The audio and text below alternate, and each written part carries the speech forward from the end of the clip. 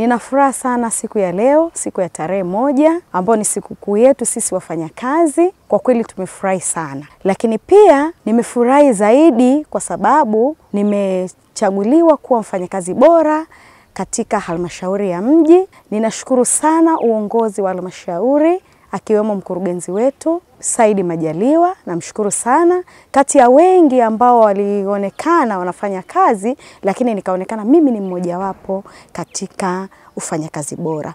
Kwanza nimpongeze Mheshimiwa Rais kwa kuangalia watumishi ambao wanalipwa mshahara wa kima cha chini, kwa kuona umuhimu wa kuongeza 35.1%. Lakini hii itambulike, Mheshimiwa Rais mwenyewe kaongea pale kasema kwamba ni kima cha chini kinakwenda kuongezeka kwa maana ya kutoka 370,000 mpaka shilingi 500,000. Kwa hiyo kwa wale wenzetu wa kada za utawala pamoja na afya ambao mishahara yao ilikuwa ipo chini ya shilingi 500,000 wanakwenda kunufaika.